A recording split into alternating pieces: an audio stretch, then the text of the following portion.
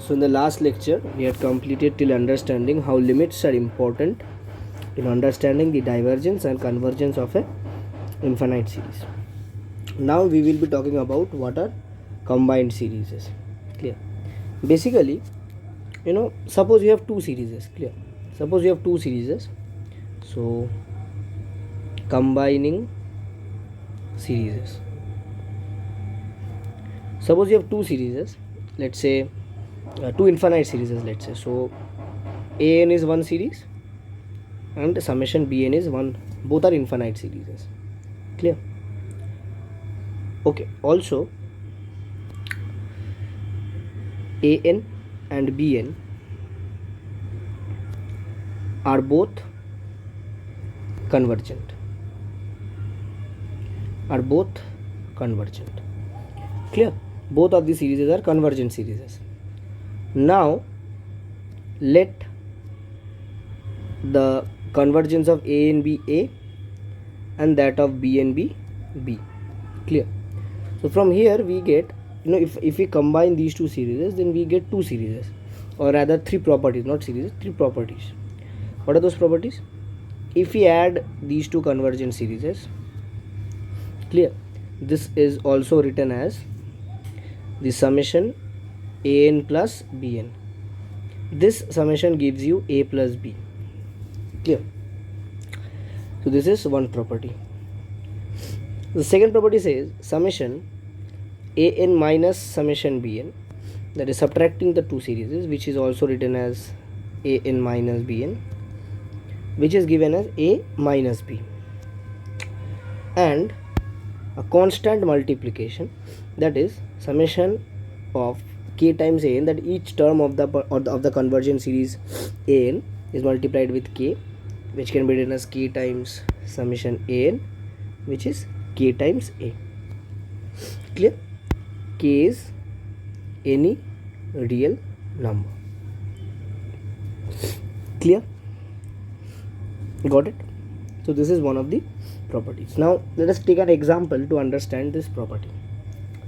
Suppose we are asked that find the summation n equals to 1 to infinity 3 to the power n minus 1 minus 1 over 6 to the power n minus 1. Clear? 3 to the power n minus 1 minus 1 over 6 to the power n minus 1. Got it? Now carefully notice that this thing can be written as summation n equals to 1 to infinity 1 over 2 to the power n minus 1 minus summation n equals to 1 to infinity 1 over 6 to the power n minus 1. Okay, we just separate this. Got it? So this is one series and this is one series. Now what we need to do? Now basically we need to find the summations of these independent series. Both are convergent. It is pretty much visible. So both are GP series. So what will be this one? So here your R is common ratio is 2. So 1 by 2. So this becomes 1 over 1 minus 1 by 2. And here you have minus 1 over 1 minus 1 over 6. So this becomes 2. This becomes 6 over 5, which is 4 over 5. Clear? Got it? I guess it's clear now. So this is the way in which combined series can be calculated by separating the combination. I guess it's clear. Okay. Now let us understand how can we add and delete terms from a infinite series, applicable for only infinite series. Am I clear? So let's see.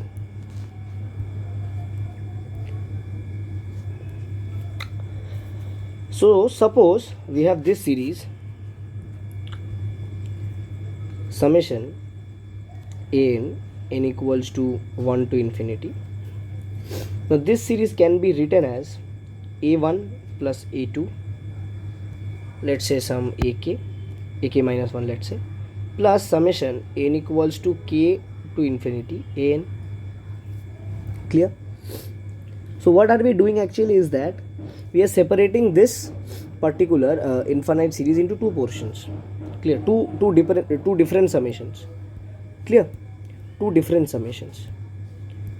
And see, from here what we get is that if this summation n equals to k to infinity an convergence, then the whole series will converge. Clear? Then the whole series will converge. Am I clear? So from here we actually get a very important concept on infinite series which is called reindexing. What is that? I'm explaining it. Wait a minute. Let me drink some water.